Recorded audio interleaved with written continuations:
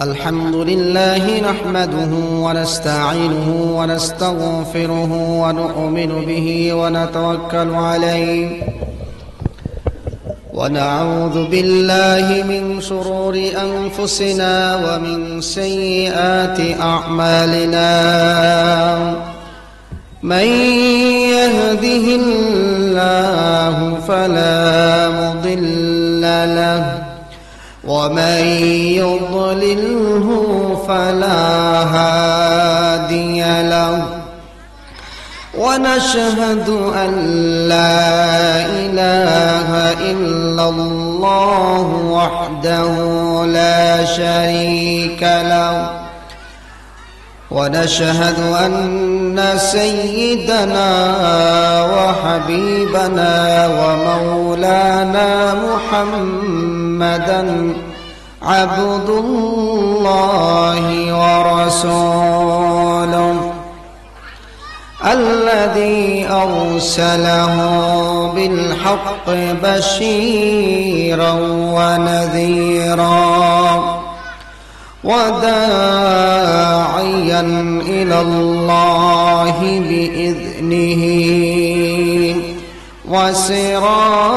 وسراجا منيرا أما بعد فقد قال الله تعالى في كلامه المجيد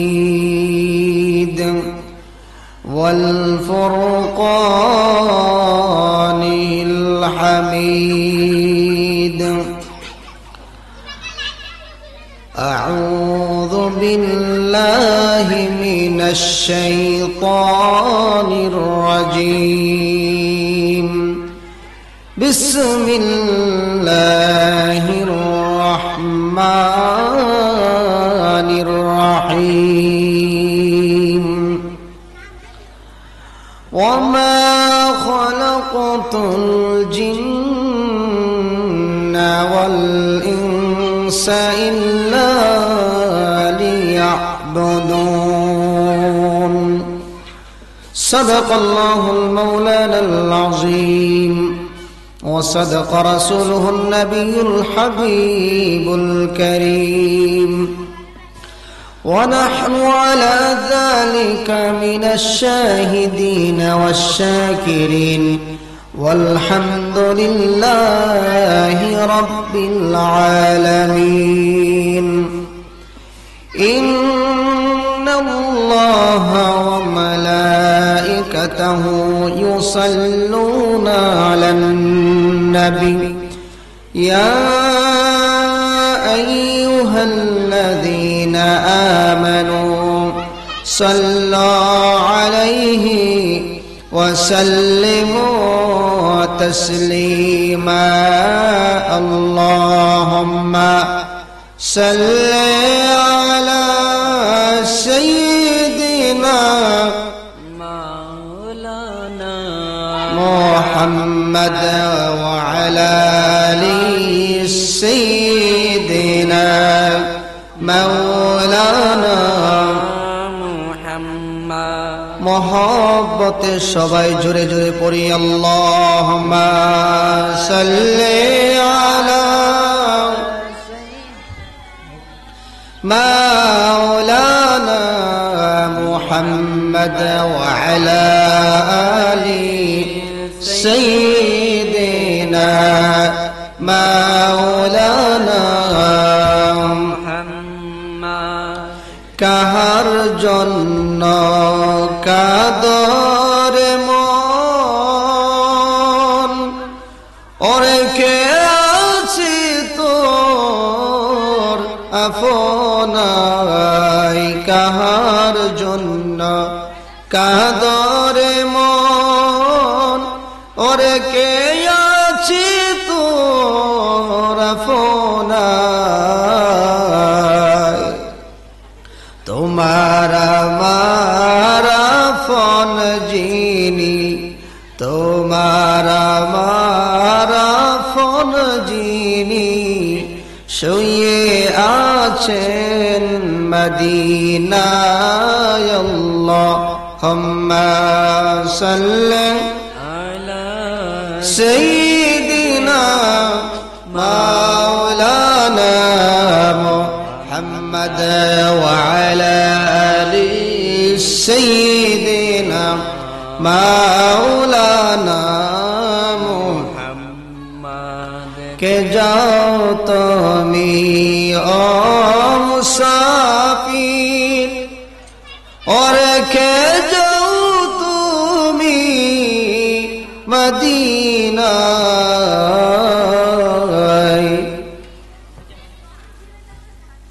মুদের সালাম পৌঁছে দিও প্রিয় নবীজির পাকড়াওয়া যায় আল্লাহুম্মা সাল্লি আলা সাইয়্যিদিনা মাওলানা মুহাম্মদ ওয়া আলা আলি সাইয়্যিদিনা মাওলানা।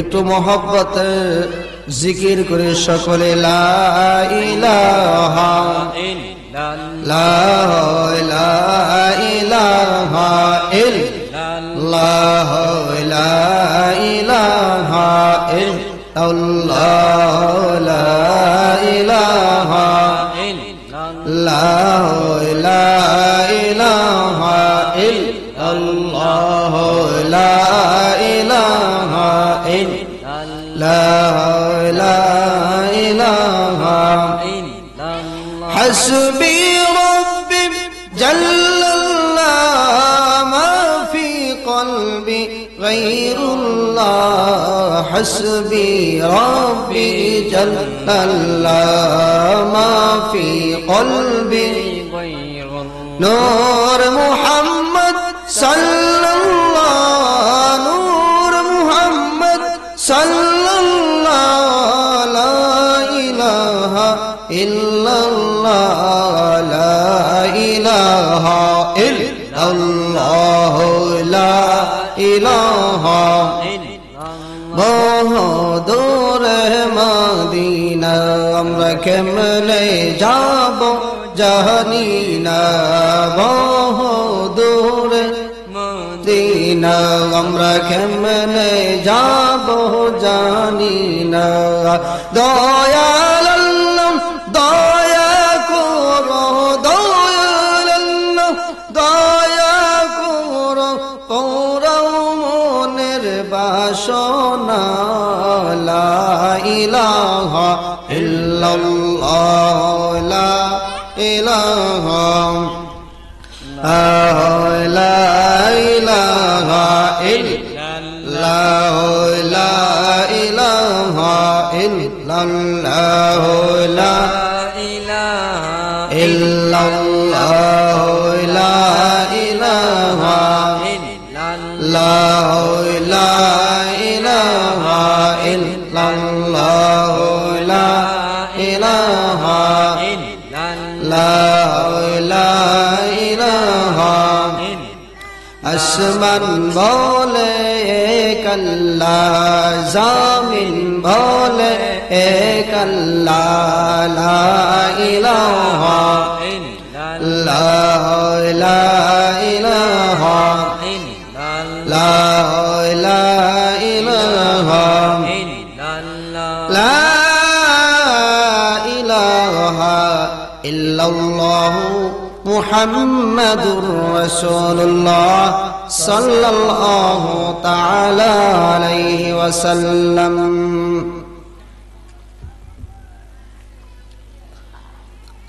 ধর্মফোর মোল্লাবাড়ি গাউসুল আজম যুব সংঘের উদ্যোগে কবরবাসী রোহের মাগফিরাতে কামনায় ইসালে সবের মাহফিল। আজকে আয়োজিত মাহফিলের সম্মানিত সভাপতি আলহাজ হযরত মাওলানা আব্দুর রাজ্জাক হাবিব সাহেব ধর্মফোর মোল্লাবাড়ি, আমন্ত্রিত মেহমানবিন্দু মোহাম্মদ মনিরুজ্জামান সাহেব উপপরিচালক ইসলামী ফাউন্ডেশন হবিগঞ্জ জেলা। আজকের এই মাহফিলের প্রধান অতিথি হযরত মাওলানা মুফতি জামিল হোসেন সালেহী সাহেব মাদ্দাজিল আলী। আজকের এই মাহফিলের সভারত্ন ফিরে কামেল মুকাম্মেল আলহাজ সৈয়দ নাসিরুল হক মাসুমি সাহেব রহমতুল্লাহি আলাইহি, দ্বিতীয় সাহেব যেটা আলহাজ হযরত মাওলানা মুফতি সৈয়দ মুঈনুদ্দিন আহমদ আল হুসাইনি সাহেব, ঐতিহ্যবাহী পান্দাক দরবার শরীফ। বারাকাল্লাহু লানা ফি হায়াতিহি ওয়া উমরাহ। আজকের মাহফিলের বিশেষ অতিথি মুফতি আলমগীর হোসেন সাইফি সাহেব হবিগঞ্জ। আজকের মাহফিলের প্রধান বক্তা হযরত মাওলানা মুফতি শফিকুল ইসলাম সাহেব মন্তৈল কেন্দ্রীয় জামে মসজিদ। আয়োজিত মাহফিলের উপস্থিত উলামায়ে কেরাম, মুরব্বানে আযম, আশিকিন জাকিরিন, মুমিন মুসলমান, যুবক ভাইয়েরা, কুচি কাঁচা মাসুম বন্ধুরা, পর্দার কোণে অবস্থানরত সম্মানিতা মা ও বোনেরা, সকলের খেদমতে আবারও আমার অন্তরস্থল থেকে, হৃদয়ে গভীর থেকে ইসলামিক সম্ভাষণ। আসসালামু আলাইকুম ওয়া রাহমাতুল্লাহি ওয়া বারাকাতুহু। আসুন আমরা সকলে একবার মহান মুনিব আল্লাহ জাল্লা শানুর দরবারে লাখো কোটি শুকর ও সুজুদ আদায় করি যে মহান মুনিব আল্লাহ আপনি আমাদেরকে হাজার ও হাজার মানুষের মধ্যে থেকে বাছাই করে ভালোবেসে নূরানি ইরফানি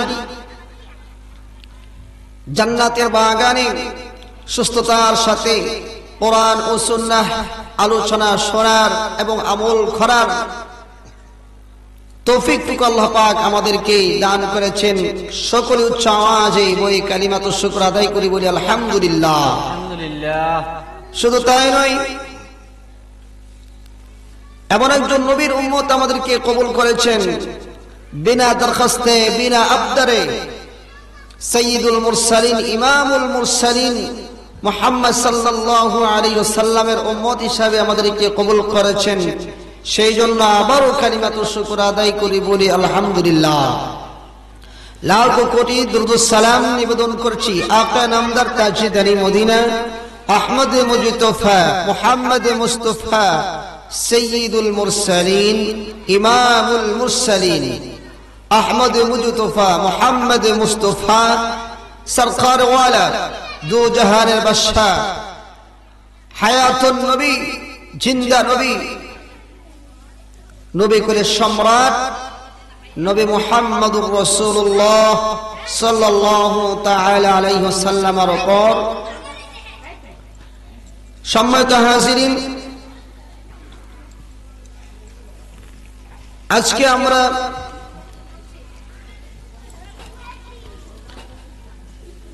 এমন একটা মাহফিলে উপস্থিত হতে পেরেছি যে মাহফিলের স্মরণ হচ্ছে কবরবাসীর রুহের মাগফিরাতে। যেই স্মরণ অত্যন্ত গুরুত্বপূর্ণ একটা বিষয়ের মাহফিল, ইসালে সওয়াবের মাহফিল। কবরবাসী যারা হয়ে গেছে তাদের রুহের মাগফিরাতের জন্য আজকের মাহফিল এটা অত্যন্ত গুরুত্বপূর্ণ একটি মাহফিল। সম্মানিত হাজিরিন, আমরা যে জায়গার মধ্যে অবস্থান করছি, হাদিসের ভাষায় এই জায়গাটাকে বলা হয় বেহেশতের বাগান। তো আমরা এই মাহফিলের মধ্যে যে কেউ আসতে পারে না, যাদের কপাল ভালো থাকে, ভাগ্য ভালো থাকে, আল্লাহ পাক তাদেরকে এই জান্নাতের মাহফিলের মধ্যে আসার এবং বসার তৌফিকটুকু দান করেন, ঠিক কিনা? এই যে সমস্ত মাহফিল, এটাকে বলা হয় ইলমে দ্বীনি মাহফিল, জিকির ফিকিরের মাহফিল, কোরআন সুন্নাহর মাহফিল। এই বাচ্চারা এসো,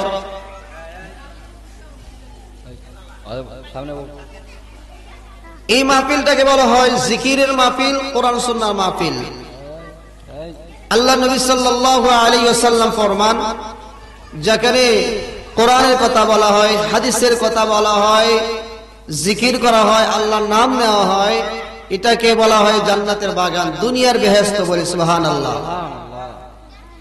আর ওই মাহফিলের মধ্যে যারা অবস্থান করবে, বসবে, আল্লাহর নবীজি সাল্লাল্লাহু আলাইহি ওয়াসাল্লাম হাদিস শরীফের মধ্যে বলেছেন, ওই ব্যক্তিটা আল্লাহর রাস্তায় যেন সে অবস্থান করলো। একটি হাদিস দিলে আপনারা বুঝতে পারবেন। রাসূল করিম সাল্লাল্লাহু আলাইহি ওয়াসাল্লাম বলেন, মান খারাজা ফি তালাবিল ইলমি ফাহুয়া ফি সাবিলিল্লাহি হাত্তা ইয়ারজিআ। যে ব্যক্তি মাহফিলের উদ্দেশ্যে, জ্ঞান আহরণের উদ্দেশ্যে ঘর থেকে বের হয়ে আসলো, হাত্তা ইয়ারজিআ, ঘরে ফিরে যাওয়ার আগ পর্যন্ত ওই বান্দা সে যেন আল্লাহর রাস্তায় রয়ে গেল বলে সুবহানাল্লাহ। তাহলে আমরা এখানে যারা উপস্থিত হয়েছি, নিঃসন্দেহে আমরা কার রাস্তায় আছি? আল্লাহর রাস্তায়, কোনো সন্দেহ নাই। এজন্য আসুন, আমার ভূমিকায় লম্বা করব না, আমাকে একটা বিষয় দেওয়া হয়েছে। এই বিষয়টা হচ্ছে নামাজের গুরুত্ব ও ফজিলত। বলি আলহামদুলিল্লাহ। এই বিষয়টাকে আমি সামনে রেখে নির্ভরযোগ্য মুহাদ্দিস মুফাসসির দৃষ্টিকোণ থেকে, কোরআন ও সুন্নাহ থেকে আমি সংক্ষিপ্ত আকারে কিছু কথা বলার চেষ্টা করব।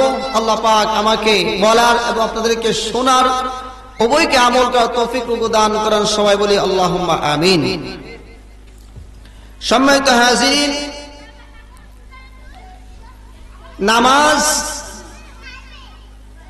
কোনো শব্দ নয়, নামাজ বলতে কোনো কিছু নাই। নামাজ আছে সালাত হিসাবে। কি হিসাবে? সালাত হিসাবে। এই সালাত অর্থ হচ্ছে নামাজ। আমরা যেটা পড়ে থাকি, ইসলামের অনেক মূল ভিত্তি আছে। একজন মুসলমান ঈমান আনার পরে তাকে যে কাজটা করতে হয় সেটার নাম হচ্ছে নামাজ।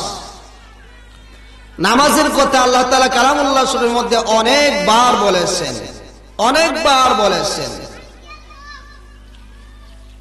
এত বেশি বলেছেন, এত বেশি গুরুত্ব দিয়েছেন, অন্য কোন বিষয়কে এত গুরুত্ব দেয় নাই। বলি সুবহানাল্লাহ। এই নামাজটা কার হুকুম? স্বয়ং আমার আল্লাহ, ঠিক কিনা? আকিমুস সালাহ, অর্থাৎ নামাজ কায়েম করো, নামাজ প্রতিষ্ঠা করো। যে রব আল্লাহ আপনি আমাকে সৃষ্টি করেছেন, যে রব আল্লাহ আপনাকে রিজিকের ব্যবস্থা করেছেন, যে আল্লাহ এই আসমানের নিচে জমিনের উপরে শ্বাস নিঃশ্বাস নেওয়ার শক্তি দিয়েছেন, সেই রব আপনাকে আমাকে হুকুম করেছেন, বান্দা তুমি আকিমুস সালাহ, নামাজ কায়েম করো, নামাজ প্রতিষ্ঠা করো। বলি সুবহানাল্লাহ। এই জন্য ইসলামের স্তম্ভ হচ্ছে পাঁচটি। পাঁচটার মধ্যে হচ্ছে প্রথম নম্বর হলো নামাজ, প্রথম নম্বর হলো কালিমা, তারপর হচ্ছে নামাজ। একজন ব্যক্তি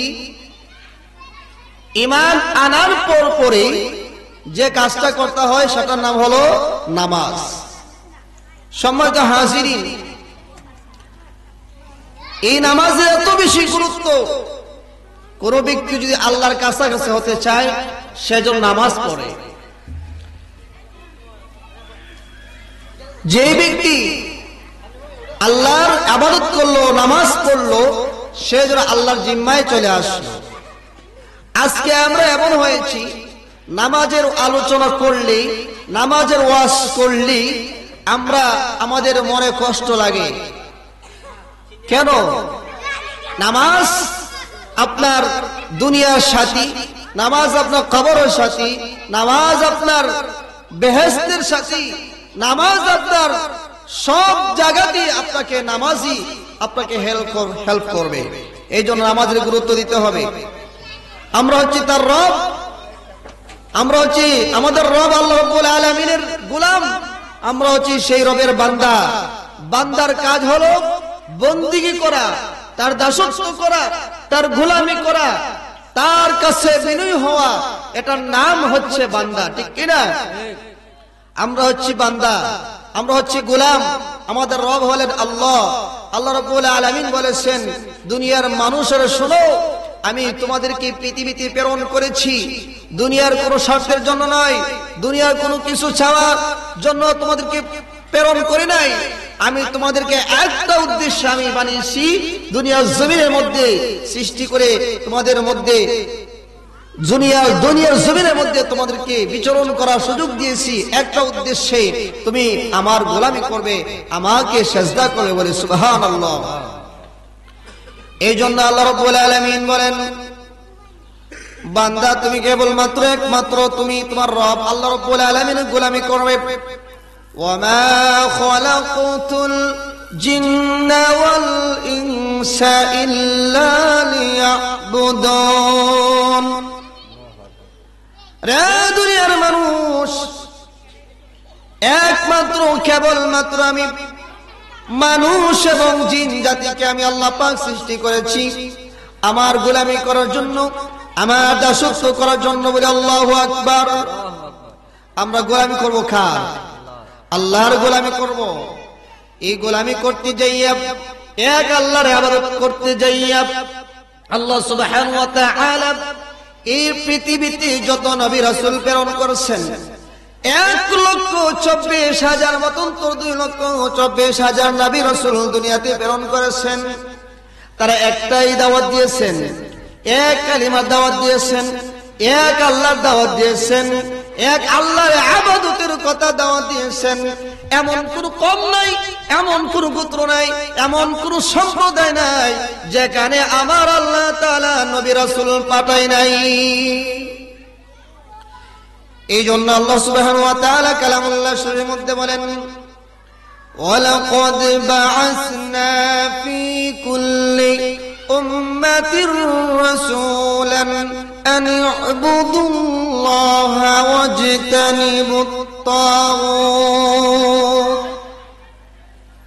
আমি আল্লাহ তাআলা প্রত্যেক কওমের কাছে রাসূল প্রেরণ করেছি, তারা কালিমার দাওয়াত দিয়েছে, আনি আবুদুল্লাহ, আল্লাহর ইবাদত করো, ওয়াজতানিবুত তাগুত, এবং তাগুতের শয়তানের অনুসরণ অনুকরণ করিও না। যারা আল্লাহর ইবাদত করে, নামাজ পড়ে, রোজা রাখে, হজ করে, যাকাত দেয়, কোরআন তেলাওয়াত করে, তাসবিহ পড়ে, জিকির করে, আল্লাহর হুকুম আহকাম মেনে চলে, তারাই হলো আল্লাহর প্রিয় বান্দা। তারা আল্লাহ তাআলাকে খুশি করে, ঠিক কিনা? আর যারা পড়ে না, নামাজ পড়ে না, রোজা রাখে না, বুঝতে হবে তারা শয়তানকে খুশি করে, ঠিক কিনা? আমরা কাকে খুশি করব? আল্লাহ তাআলাকে খুশি করব, শয়তানকে বেজার করব, ঠিক কিনা বলেন? এই জন্য নামাজের এত গুরুত্ব। আল্লাহ সুবহানাহু ওয়া তাআলা আমাদেরকে 50 ওয়াক্ত নামাজ দিয়েছিলেন। আপনার নবী, আমার নবী, নবী করে সম্রাট নবী মুহাম্মদুর রাসূলুল্লাহ সাল্লাল্লাহু তাআলা আলাইহি ওয়াসাল্লাম মিরাজ যাইয়া আল্লাহ তাআলার কাছ থেকে 50 ওয়াক্ত নামাজ নিয়ে আসার সময় হযরত মুসা আলাইহিস সালাতু ওয়াস সালামের সাথে সাক্ষাৎ হয়ে যায়। মুসা আলাইহিস সালাম বললেন, ইয়া রাসূলুল্লাহ, ইয়া হাবিবাল্লাহ, আপনার রব আল্লাহ আপনার উম্মতের জন্য গো নবী কি উপহার দিয়েছেন? বলে আল্লাহু আকবার। আমার নবীজি সুন্দর করে বললেন, মুসা রে, আমার আল্লাহ আমাকে মায়া করে, মহব্বত করে আমার উম্মতের জন্য 50 ওয়াক্ত নামাজ দান করেছে। মুসা নবী বললেন, ইয়া রাসূলুল্লাহ, নবী গো, আপনার উম্মতেরা 50 ওয়াক্ত নামাজ পড়তে পারবে না, আপনি আল্লাহর কাছে যাইয়া আরো কিছু ক্ষমায় আনেন। একবার নয়, দুইবার নয়, 5 বার যাইয়া আমার আল্লাহ তাআলার কাছ থেকে আমার দয়ার নবী, মায়ার নবী, রহমাতের নবী 45 ওয়াক্ত নামাজ কমায়া 5 ওয়াক্ত নামাজ আমার আল্লাহর কাছ থেকে আমাদের জন্য নিয়ে এসেছেন। বলি সুবহানাল্লাহ। আমার নবীজি ডাক দিয়ে বললেন, ইয়া রব, 5 ওয়াক্ত নামাজ আমার উম্মতেরা পড়তে পারবে না, আমার উম্মতের জন্য আরো কিছু ক্ষমায়া দেন। আমার আল্লাহ বললেন, হাবিব, আপনার উম্মতের জন্য 5 ওয়াক্ত নামাজ দিয়েছি। আপনার উম্মতেরা যদি 5 ওয়াক্ত নামাজ কায়েম ভাবে মসজিদে হোক, বাড়িতে হোক, জমিনে হোক, যেই জায়গাতে হোক না কেন, তারা যদি ঠিক মতো 5 ওয়াক্ত নামাজ আদায় করতে পারে, হাবিব আমি আপনাকে কথা দিলাম 50 ওয়াক্ত নামাজের সওয়াব 5 ওয়াক্ত নামাজ পড়ার কারণে তাদের আমলনামায় দেয়া হবে। সুবহানাল্লাহ। সম্মানিত হাজিরিন, আল্লাহ রাব্বুল আলামিন আমাদের জন্য 5 ওয়াক্ত নামাজ নির্ধারণ করেছেন।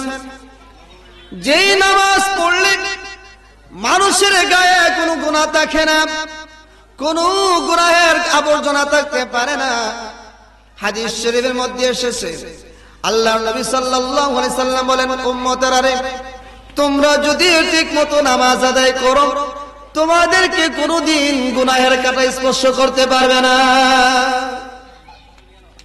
নবীজি আমার সাল্লাল্লাহু আলাইহি ওয়াসাল্লাম সাহাবীদেরকে লক্ষ্য করে বললেন, সাহাবীরা বলো, তোমাদের ঘরের সামনে যদি একটা পুকুর থাকে, একটা কুয়া থাকে, একটা নদী থাকে, ওই নদীতে যদি তোমরা দৈনিক গোসল দাও 5 বার, তাহলে বলো তোমাদের গায়ে কোনো গুনাহ থাকবে? সাহাবীরা বললেন, না, কোনো গুনাহ থাকতে পারে না। আল্লাহর নবী সাল্লাল্লাহু আলাইহি ওয়াসাল্লাম দু জাহানের বাদশা নবী আমার ডাক দেয়া বলেন, সাহাবীরা রে, কেউ যদি দৈনিক 5 বার ওযু করে 5 ওয়াক্ত নামাজ আদায় করে, আল্লাহ সুবহানাহু ওয়া তাআলা ওয়াদা দিয়েছেন তার শরীরের মধ্যে কোনো গুনাহ থাকতে পারে না। নামাজের ফজিলত কত বেশি! এই জন্য নামাজটা পড়তে হবে নির্দিষ্ট সময়ে। যখন আজান দিয়ে দেয় নামাজে দৌড়াতে হবে। আমরা মুসলমান, কিন্তু মুসলমান নামের মুসলমানিত্ব আমাদের কাছে নাই। সে যদি মুসলমান দাবি করে, তাকে নামাজ আদায় করতেই হবে, তাকে নামাজ আদায় করতেই হবে। সে যদি মুসলমান হয়, তাকে মুসলমানের বাচ্চা হয়, তাকে হিন্দু খ্রিস্টান তারা ঘুম থেকে উঠে তারা তাদের ধর্ম পালন করে, আর আমরা মুসলমান হইয়া মুসলমান ধর্ম পালন করতে পারি না। আমাদের দুঃখের বিষয়, আমাদের কপাল খারাপ, আমাদের ধর্ম ঠিক মতো পালন করতে পারি না। এই জন্য আল্লাহ সুবহানাহু ওয়া তাআলা নামাজের কথা বলেছেন। নামাজ এমন একটা নামাজ, এমন একটা গুরুত্বপূর্ণ নামাজ, কেমন তাকে দিয়েছেন। নামাজে যখন সময় হয়ে যাবে নামাজ আদায় করবে। ইন্নাস সালাতা কানাত আলাল মুমিনিনা কিতাবাম মাওকুতা, নিশ্চয়ই নামাজ নির্দিষ্ট সময় আদায় করতে হবে। পুরুষ হোক, নারী হোক, যুবক হোক, যুবতী হোক, মুসলমান হইলেই তাকে নির্দিষ্ট সময়ে নামাজ আদায় করা লাগবে। আল্লাহ নবী সাল্লাল্লাহু আলাইহি ওয়াসাল্লামকে সাহাবারা প্রশ্ন করলেন, ইয়া রাসূলুল্লাহ, কোন কাজ করলে আল্লাহর কাছাকাছি হয়ে যায়, আল্লাহর নিকটবর্তী হয়ে যায়? আমার নবী দু জাহানের বাদশা নবী ডাকতে বলেন, সাহাবীরা রে শোনো, বান্দা যখন আল্লাহকে সাজদা করে উসজুদ ওয়াকতারিব, তুমি আল্লাহ তাআলাকে সাজদা করো আর আমার রবের নিকটবর্তী হয়ে যাও। আল্লাহ তাআলার কুদরতি পায়ে সাজদা করলেই আল্লাহর নিকটবর্তী হয়ে যায়। বলি সুবহানাল্লাহ। সম্মানিত হাজিরিন, নামাজের কথা কোরআনে পাকের মধ্যে বলেছে, নামাজ আদায় করলে ওই ব্যক্তির সফল কাম হয়ে যাবে, সফল হয়ে যাবে, কোনো সন্দেহ নাই। আল্লাহ তাআলা বলেন, ইয়া আইয়ুহাল্লাযীনা আমানুরকাউ ওয়াসজুদু ওয়া'বুদু রাব্বাকুম ওয়াফআলুল খায়রা লা'আল্লাকুম তুফলিহুন। বলি আল্লাহু আকবার। আমার আল্লাহ তাআলা লাগতে বলেন, হে ঈমানদাররা, আমানুরকাউ, হে ঈমানদাররা তোমরা রুকু করো, ওয়াসজুদু তোমরা আল্লাহ তাআলাকে সিজদা করো, ওয়া'বুদু রাব্বাকুম তোমার রব আল্লাহর ইবাদত করো, ওয়াফআলুল খায়রা লা'আল্লাকুম তুফলিহুন আশা করা যায় তোমরা সফল কাম হতে পারবে। সুবহানাল্লাহ। নামাজ পড়লে, রুকু করলে, সিজদা করলে ওই ব্যক্তিটা সফল কাম হয়ে গেল। সুবহানাল্লাহ ওয়া বিহামদিহি।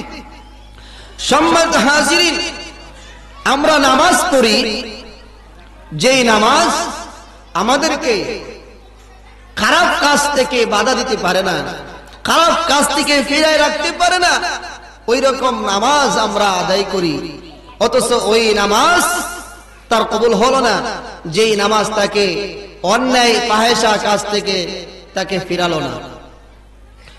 এই জন্য রাসূল করিম সাল্লাল্লাহু আলাইহি ওয়াসাল্লাম ফরমান, খুদু ও খুজু, খুদু এবং খুজুর সঙ্গে ভয় এবং বিরতার সাথে নামাজের মধ্যে দাঁড়াতে হবে। নামাজের মধ্যে দাঁড়ায়া নামাজ পড়তে হবে, আল্লাহর ধ্যান খেয়াল নিয়ে নামাজে দাঁড়াতে হবে, এমন ভাবে নামাজ আদায় করতে হবে, আল্লাহর ভয় ভীতি নিয়ে বুঝতে হবে এটাই আমার জন্য জীবনের শেষ নামাজ, আর নামাজ নাই, এটা আমার জন্য শেষ নামাজ। ওই রকম ভয় ভীতি নিয়ে যারা নামাজ আদায় করবে ইখলাসের সহিত, ওই নামাজটা আল্লাহ তাআলার দরবারে কবুল হয়ে যাবে। এই জন্য রাসূল করিম সাল্লাল্লাহু আলাইহি ওয়াসাল্লাম বলেন, ইখলাসের সহিত নামাজ পড়ো। হাদিসে জিবরাইলের মধ্যে এসেছে, আল্লাহর নবী সাল্লাল্লাহু আলাইহি ওয়াসাল্লামকে হযরত জিবরিল আমিন নবী আলাইহিস সালাতু ওয়াস সালামকে প্রশ্ন করলেন, ইয়া রাসূলুল্লাহ, ইহসান সম্পর্কে আমাকে খবর দেন, ইহসান সম্পর্কে আমাকে অবগত করেন। আল্লাহর নবী সাল্লাল্লাহু আলাইহি ওয়াসাল্লাম বলেন, আন তা'বুদাল্লাহা কাআন্নাকা তারাহু ফাইন লাম তাকুন তারাহু ফাইন্নাহু ইয়ারাক। ইহসান হলো এই, তুমি নামাজের মধ্যে এমন ভাবে দাঁড়াইবা, এমন ভাবে নামাজের মধ্যে দাঁড়ায় যাইবা তুমি যেন তোমার রব আল্লাহ তাআলাকে তুমি দেখতেছো। আর যদি তোমার রব আল্লাহ তাআলাকে দেখার মতো সেই জ্ঞান নাই, সেই হিম্মত নাই, সেই চক্ষু নাই, তাহলে তুমি এমন ভাবে তোমার দিলের মধ্যে এমন ভাবে বিশ্বাস করে নেবে দুনিয়ার কেউ দেখে না, তোমার রব আল্লাহ তোমাকে দেখতেছে। ওই রকম নামাজ যদি কেউ পড়ে, আমি রবের সামনে দাঁড়িয়েছি, আল্লাহর সামনে দাঁড়িয়েছি, আমার আল্লাহ আমার নামাজটা দেখতেছে, ওই নামাজটা আমার আল্লাহ তাআলা দরবারে কবুল হয়ে যাবে। সুবহানাল্লাহ। সম্মানিত হাজিরিন, আমরা নামাজ আদায় করি, অথচ ওই নামাজটা আমাদেরকে ভালো কাজে নিতে পারে না। নামাজ পড়ি চুরি করি, নামাজ পড়ি ডাকাতি করি, নামাজ পড়ি সুদ খাই, নামাজ পড়ি ঘুষ খাই, নামাজ পড়ি গীবত শাকায়াত করি, নামাজ পড়ি মুনাফিকি করি, সুকুল করি, মানুষের হক মেরে খাই, মানুষের জায়গা জমি আত্মসাৎ করি, নামাজ পড়ি অথচ মানুষের সঙ্গে খারাপ ব্যবহার করি, নামাজ পড়ি মুখে দাড়ি নাই, নামাজ পড়ি কিন্তু মানুষের সঙ্গে ভালো ব্যবহার করতে পারি না, নামাজ পড়ি মা বাবার খেদমত করতে পারি না, কিন্তু ওই নামাজ তাকে খারাপ কাজ থেকে বাধা দিতে পারলো না, তাহলে বুঝতে হবে ওই নামাজ তার আল্লাহর দরবারে কবুল হলো না। কবুল হওয়ার জন্য ইখলাস সহিত, কবুল হওয়ার জন্য ইখলাস সহিত, ইখলাসের সহিত নামাজ আদায় করতে হবে। আল্লাহ রাব্বুল আলামিন কালামুল্লাহ শরীফের মধ্যে বলেন, আমি তোমাদের জন্য নামাজ দিয়েছি, অবশ্যই ওই নামাজ তোমাদেরকে অন্যায় কাজ থেকে, খারাপ কাজ থেকে বিরত রাখে। আল্লাহ তাআলা বলেছেন, ইন্নাস সালাতা তানহা আনিল ফাহশাই ওয়াল মুনকার, নিশ্চয় নামাজ অশ্লীল খারাপ কাজ থেকে বাধা দেয়, নিশ্চয় নামাজ অন্যায় কাজ থেকে বাধা দেয়। সুবহানাল্লাহ। তাহলে নামাজ তো আমাদেরকে ভালো কাজের দিকে নিয়ে যাইতে পারে না। নামাজ যার কবুল হয়ে যায়, ওই নামাজি ব্যক্তি কোনদিন খারাপ কাজ করতে পারে না, অন্যায় কাজ করতে পারে না, গালিগালাজ করতে পারে না, মানুষের সঙ্গে খারাপ ব্যবহার করতে পারে না। আজকে সমাজের মধ্যে দেখা যায় অনেক মানুষ নামাজ পড়ে খারাপ কাজের মধ্যে জর্জরিত হয়ে যায়। কোন আল্লাহর বান্দা যদি 40 দিন একাধারা জামাতি সহিত নামাজ আদায় করতে পারে, আমার রাসূল বলে ওই ব্যক্তিটা আল্লাহর মুমিন বান্দা হয়ে যায়। 40 দিন নামাজ জামাতি সহিত আদায় করতে পারলে। এই জন্য নামাজ এমন একটি গুরুত্বপূর্ণ ইবাদত। আমরা নামাজ পড়ি, মন গড়া নামাজ পড়ি। আল্লাহ নবী সাল্লাল্লাহু আলাইহি সাল্লাম বলেন, যে ব্যক্তি 40 দিন জামাতে সহিত আদায় করতে পারবে নামাজ, আল্লাহ তাআলা তাকে 2টা জিনিস থেকে তাকে মুক্তি দান করবেন। 1 নাম্বার হচ্ছে জাহান্নাম থেকে মুক্তি, 2 নাম্বার হলো মুনাফিক থেকে মুক্তি দান করবেন। কাতাবাল্লাহু বারাআতুম মিনান নারি ওয়া বারাআতুম মিনান নিফাক। 2টা হলো, একটা হচ্ছে মুনাফিক থেকে মুক্ত দান করবেন, আর একটা হলো জাহান্নামের আগুন থেকে আল্লাহ তাআলা তাকে মুক্ত করে দিবেন। সুবহানাল্লাহ। তো নামাজ আমরা অনেকে দেখি তার মুখের মধ্যে দাড়ি নাই, মাথায় টুপি নাই, ওই ব্যক্তিটা মুসলমান না হিন্দু এটা বোঝার জন্য শেখ নাই। অথচ আল্লাহ নবী সাল্লাল্লাহু আলাইহি সাল্লাম মুসলিম শরীফের মধ্যে বলেছেন, আল ফারকু বাইনাল মুমিনিনা ওয়া বাইনাল কুফরি তারকুস সালাহ। মুমিন এবং কাফেরের মধ্যে পার্থক্য হচ্ছে নামাজ। যে নামাজ পড়ে সে মুমিন, আর যে নামাজ পড়ে সে কাফের হয়ে যায়। আল্লাহ নবী সাল্লাল্লাহু আলাইহি সাল্লাম সাহাবারা এমন মনে করতেন যে কোন ব্যক্তি যদি নামাজ ছেড়ে দেয় সে যেন কাফের হয়ে যায়। অন্য কোনো কিছু ইবাদত যদি সাহাবা ছেড়ে দিতেন তাহলে তারা মনে করতেন না ওই ব্যক্তিটা কাফের হয়ে গেছে, কিন্তু নামাজটা ছেড়ে দিলেই ওই ব্যক্তিটা কেমন যেন কাফের হয়ে গেছে। বলি না আউযুবিল্লাহ। সম্মানিত হাজিরিন, ও মুসলমান ভাইরা আমার, আল্লাহ নবী সাল্লাল্লাহু আলাইহি ওয়াসাল্লাম দুনিয়ার সমস্ত নারী পুরুষ সকলকে নামাজের কথা বলেছেন। আজকে এমন মানুষ দেখা যায় যারা স্বামী নামাজ পড়ে, স্ত্রী নামাজ পড়ে না, এমন আশা নাই। আজকে এমন মানুষ আছে ছেলে নামাজ পড়ে, বাবা নামাজ পড়ে না, মেয়ে নামাজ পড়ে, মা নামাজ পড়ে না, এমন আশা নাই। কিন্তু সাবধান মুসলমান, আপনি ঘরের গার্জেন, ঘরের কর্তা, আপনাকে অবশ্যই জবাবদিহি করতে হবে। আপনার ঘরে যারা সদস্য আছে, আপনার স্ত্রী আছে, আপনার মেয়ে আছে, আপনার ছেলে আছে, আপনি নিজেও আছেন, আপনার ঘরের সদস্যদেরকে আপনি নামাজের আদেশ করতে হবে, আপনার বাচ্চাদেরকে নামাজের কথা বলতে হবে। বাবা রে, তুমি মুসলমান, মুসলমানের কাজ হলো প্রথমে নামাজ আদায় করা, ঠিক কিনা? আদেশ দিতে হবে। কারণ আবার অনেক দেখা যায় স্বামী নামাজি অথচ স্ত্রী বেনামাজি, নামাজ পড়ে না।